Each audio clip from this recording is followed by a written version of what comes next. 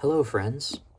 Today I'm talking about something I've talked about quite a lot on this channel, and that is Anti-Oedipus. I read it this past summer, and, it's really stuck with me, and I'm not sure what I've titled this video, but what I want to talk about today is sort of a sentiment going around when it comes to Anti-Oedipus specifically, about the sort of impenetrability of this text.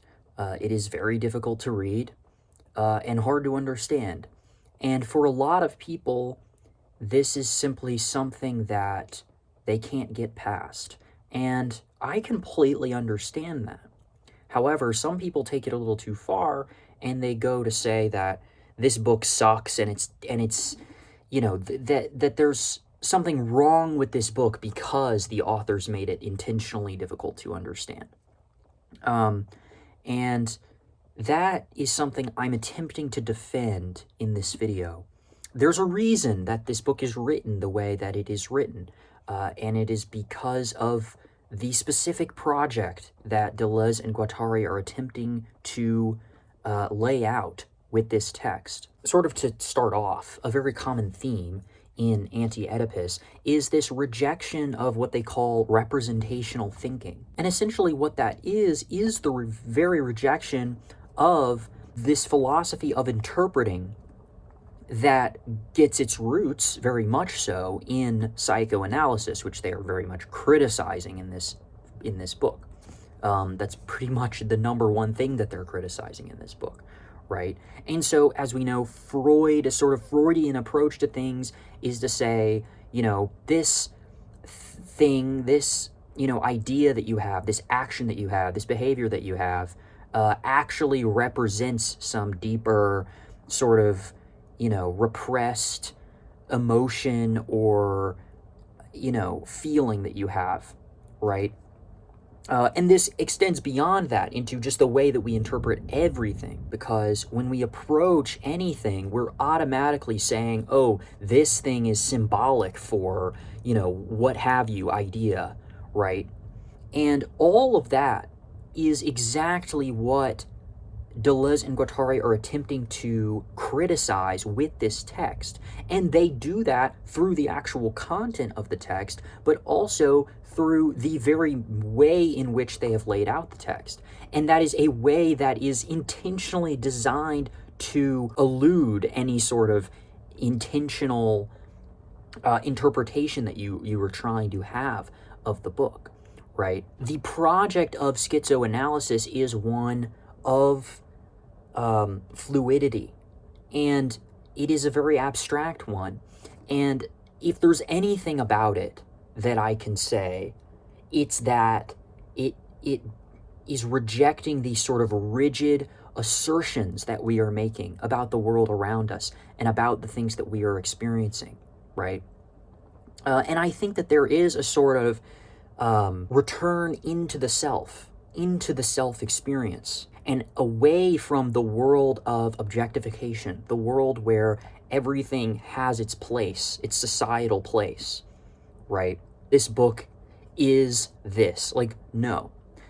What Deleuze and Guattari are trying to do with this book is make something that is a different thing for everyone that is reading it. If you're going to take away anything from this video, it's that when you attempt to approach Anti-Oedipus, I don't think that you should be approaching it in a way that treats it as some sort of concrete academic text that is laying out a very specific argument, because that's not what this book is attempting to do. I think it is very more akin to sort of an abstract experience, like, a David Lynch movie. You are supposed to take what you want to take out of this book, right?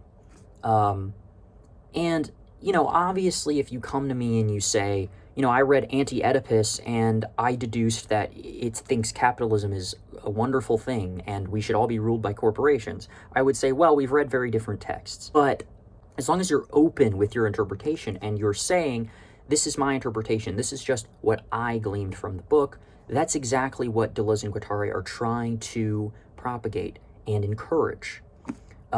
Because I think anyone who says they know exactly what Deleuze and Guattari are talking about, they're lying, you know? I don't think you can find a single person who thinks that, you know? Because the people who truly do engage deeply with this text understand that it's doing a lot of things that are very much meant to be so abstract that they can almost be interpreted in any way that you might want to interpret them. All I'm saying here is, for the people who don't like this book because it is very difficult to understand, I totally get that.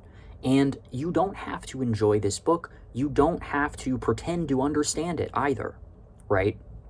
But I think that there's a lot of benefit in just reading this, absorbing it, and not necessarily being so caught up in every single sentence and what they mean, you know? Just experience it. Just experience it. See how it changes the way that you think, the way that you view the world, and the way that you live your life. And that's really what Deleuze and Guattari are doing here. It is not Deleuze and Guattari's book. It really is your book, whoever you are, you know, whoever you are that is reading it.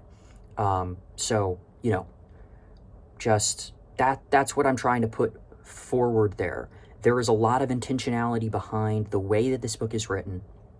And it would be a much, and I'm saying this for certain, it would be a much worse book if it was very clear in what it was saying, because that's not the point of the book. That is not the point, okay? So it's silly to criticize the book because it's not clear in its approach. That's not the point of what it's doing. There's a lot of philosophers out there who are doing what Deleuze and Guattari are doing, saying sort of what they're saying, but in much more clear ways, you know?